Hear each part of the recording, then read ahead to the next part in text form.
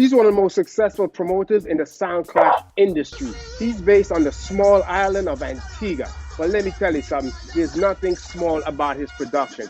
He has imported sounds from all over the world, from as far as Japan to Europe. Entrepreneur, sound clash impresario, Mr. Phillips, R&D himself. Rashan, wagwan. Man, oh God, everything good. Everything go taking my blows, my back rod. Mm-hmm. You know how you think go. Yeah, man. Rashan, quite a year you're having, 2020. You start off foreign invasion, war is on, foreign invasion, Emperor sound from Japan, Little Sample Sound UK, Better Than Champion, and Cannabis. No Jing Bang finalist. Big boss, that's big, man. That's big. How you do it? Well, you have to read the board now. You have to see who doing things, who have following, who Mm, doing marketing, mm. you know. So you just kind of work after that. Read the book, because that's important, right? You have to know what's going on in the industry. It's yours. Yeah, man. See. Let me ask you, when and what made you decide, yo, I want to promote sound clashes? Oh, let me tell you what happened. I went to a clash, Stonewall versus Mighty Cone, and you know the vibes was good, crowd was good, and I said, you know what, people want to try this. So that was like in maybe 2007. So Mm. I said, okay, you know what, just give it some time, and I did my first clash in 2009. What has the experience been like? It's been good. You know, every year I have different challenges, different sounds. You know, have to go to the drawing board and what should I say, bargain. You know, some sounds make it difficult and some, but you know, go for the challenge most of the time. I think sometimes the harder to book the sound, you know, the better the production. You know. What's the most challenging aspect of like putting like a sound clash together? Because you have to make it exciting. Because nobody wants in a boring thing. You have to make it exciting. So, what's the most challenging aspect of putting a whole production together? It's not easy process. Um, because sometimes some sounds feel it bigger than some sounds don't want to clash with certain sounds, so that does be a challenge sometimes. So most of the time it boils down to like who willing versus to the perfect lineup that I would probably want. But I still make it good, you know, in terms of something exciting for the people to see. It better be exciting. Yeah, man. I've been to quite a few of your clashes. I remember the first clash I attended for you was like back in 2014. It was me and a brethren of mine, Olga. And Mm. I remember being there and he liked the vibes. He's like, I like the vibes. So your clash hasn't been boring at all. No, I don't think any of them has really been boring, personally speaking. I Most of agree. them are usually have some kind of fear, some kind of rivalry, Mhm. some kind of, you know, controversy, you know, Controversy is something to good. settle. You Mr. Controversy. Speaking of controversy, how you get the name Mr. Controversy or whatever you guys say? Well, you know, Vibes Carter is my artist, you know, and I was listening to an interview with Vibes Carter, and Vibes Carter just said that, you know, he named Mr. Controversy, you know, basically controversy sells. It So I pays the just bills. liked it and just, exactly, I just liked it and went with it. You just around with it. Yeah, man. See. In the sound clash arena, in the whole sound clash business, we know a lot is done based on a handshake. And like, yeah, you say you gonna do this, nah, do it, right? Correct. You have been in the position where you have like, a sound pulled out on you on the last minute. What was Right. what was that experience like for you as a business owner? Um, that experience wasn't a good experience, trust me. It was a big laugh. It was a one-on-one, so you know how you go with a one-on-one clash. You need two sounds to clash. So from one pull out, you basically don't have any clash, you know. We still tried to make the best of it. We did a hardcore juggling that night, and a few of the sounds came and support, and it was good. It was good. Still, it wasn't that great, but it was good still. It's a big hit because I remember I was supposed to come to that clash, and I heard the clash not happen, and that I just made different plans. I didn't even come true, so I can imagine a lot of people decide like, "Yo, may do something else." Yeah, yeah, yeah. It's a tough thing. That's exactly what happened. How long does it take to plan a clash, Brethren? Like, how long? Like a week, 2 weeks, a month, 3 months? How long is that process? Oh no. Well, for me personally, I like to go with like a 6 month plan. You know, give myself time to promote, market, look sponsors. Also give the sounds time to build some funds, buy dubs. Give them time to prepare. So basically, give myself enough time to prepare and give the sounds of them, time to prepare and sponsors. See, speaking of sponsors, let's talk about costs. What does it cost to put on an event? Like overall, like what are we talking? Give me numbers. Give me numbers. In US, what are we talking? Overall cost. Ball fee, like ball field. You don't have to tell me, yeah, just like what are we looking? It could run around. Could run around maybe or 10 grand or 15 grand. 8 to 10 grand US. And that's probably just entertainment alone. And then you have all We're not talking about, we're not talking, that's just paying the sound. We're not talking about other expenses, venue, generator. But after that, you can get a good clash, anything between 5 grand US to 10 grand US. Just depend on the sounds and, if it's local sound, if it's international sound, Some clashes cost more, Don't get me wrong, okay? If we deal with big sounds, could be 20,000 US. Could be 30. Could be 40. Even that's right. That's correct. See. Let's talk about, right now, the transition from clashes from outside clashes, the way you want to say clash in the real life, to virtual world, online sound clash.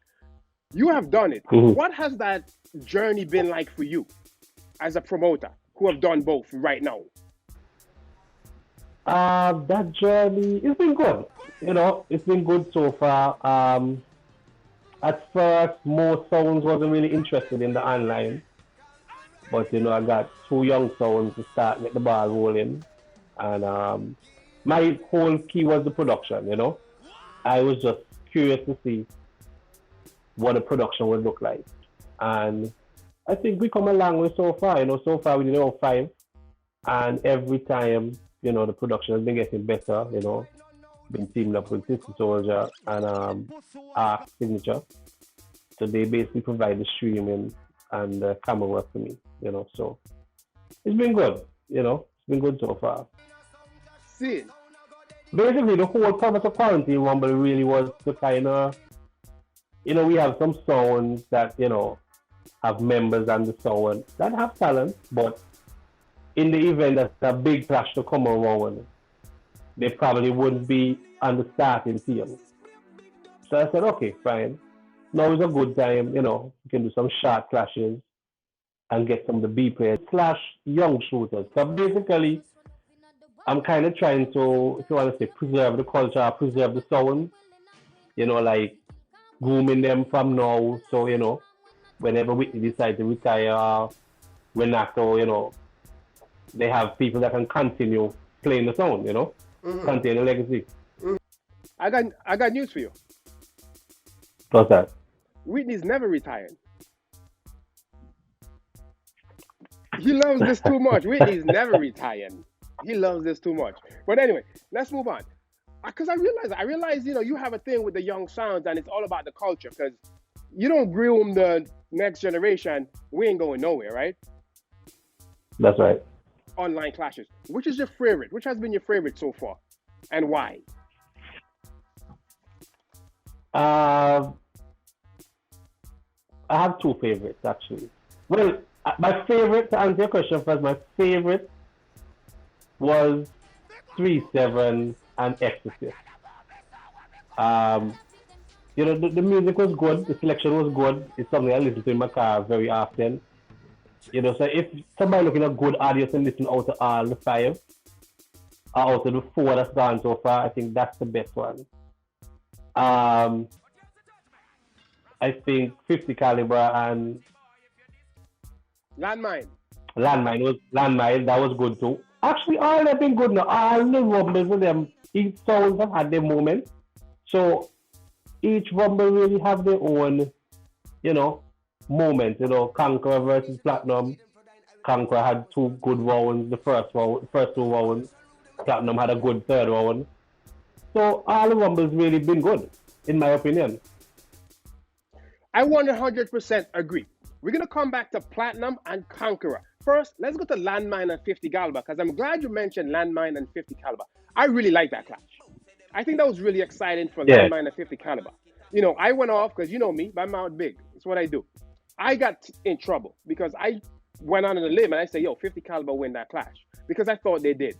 Landmine started a little late in the clash. They kind of got it together, but to me, by then, it was too late, in my opinion. Mm-hmm. Not a lot of people agree with me, but I think really and truly 50 caliber won that clash.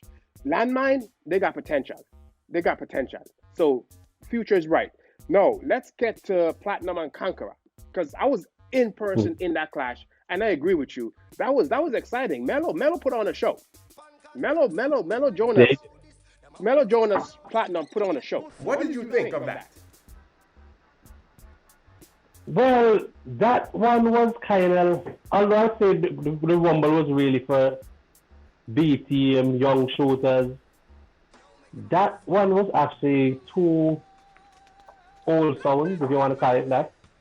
And Melodon has been, should I say, dormant for probably a good 6 years or so. Mm-hmm. So, a lot of people were excited to see him.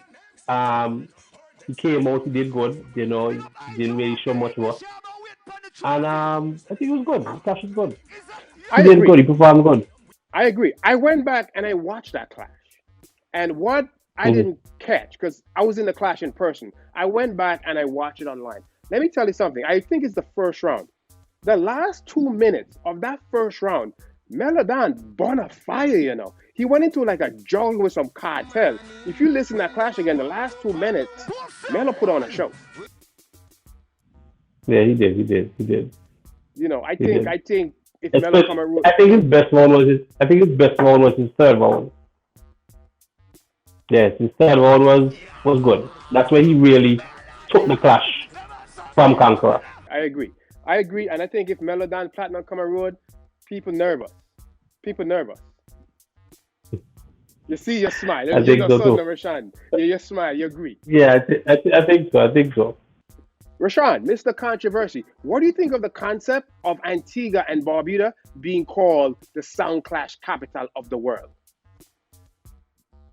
Well, basically, Brian, every sound man that I've spoken to outside of Antigua wants to come to Antigua. If you haven't cashed in Antigua, you haven't arrived, and if you can bust in Antigua, you're basically fucked worldwide, in my opinion. And when you come to vibes, attendance, it's like Antigua is the place to be. I've been to classes in New York. I've never been to a class in Canada, but like I've compared New York to Antigua, Antigua have a better vibe for sure. I agree. And I can tell you, I've been to clash in Canada, I've been to clash in Europe. I get soundmans frequently hitting me up in my inbox. Yo, WADADLISOULJAH, yo. We want to clash Antigua. But let me tell you something. You've been part of that. You're part of that, Regin. You're part of that. Right. Take your flowers. It's a good look. And I hope we could really continue and keep the thing going, because it's been tough. The last year has been tough. What has COVID, with everything for you? How do you see going forward? How does Sound Clash thing going? What's the future of Sound Clash in your opinion, based on what we're seeing right now? Right now, it's basically virtual. It's going to be either virtual / pay-per-view.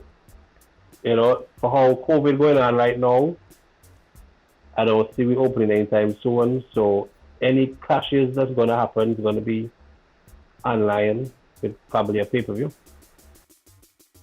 See, I 100% agree with you. Do you think sounds, especially Antiguan sounds, take the whole sound clash concept, sound clash thing for granted? Yeah, some do, some take it serious. I think partially some of the challenge that some of the sounds have here is finance, but those that don't really have any finance problem, they take it serious.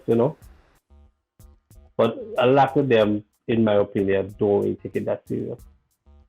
Rashan, I have something for you. What's that? I have something for you. Can you see Yeah, a it? trophy for me? Yeah. You know this trophy for Oh, Rashan? yeah. Yeah. Rashan, this trophy, the first ever WADADLISOULJAH Promoter of the Year award. Medium to you. Thank you very much. I appreciate it. Yeah, especially last year, 2020 was a tough year. Some promoters didn't get their clashes, unfortunately. And I had a both, as you said earlier in the conversation, outside clash, and now gone virtual in 2020 and in 2021. Rashan, you had 6 clashes this year. Yeah, that's true. That's very true. Wars a foreign invasion, and you talk about sounds coming to Antigua to bust. Emperor Sound, who won Wars on Foreign Invasion against the Barbuda champion Liquor Sample, was in Boom Clash. They had big clashes in Japan. They were in Shin's Rumble. They did not win. Yeah. They came to Antigua. They won Wars on Foreign Invasion and then bust. Oh yeah, definitely. Rashan, I'm pretty much done here. I give you the floor to say anything you want to say, anything you want to promote. This quarantine rumble should be very good, in my opinion. You want to give an opinion? What's that? I think, honestly and truly, I think the pressure's on Stonewall to win. Whoever I play, whoever I chat, whoever I mix. Mm-hmm. However, I think Renato has like a really, really, really they have a strong fight. They're gonna have to put in some work.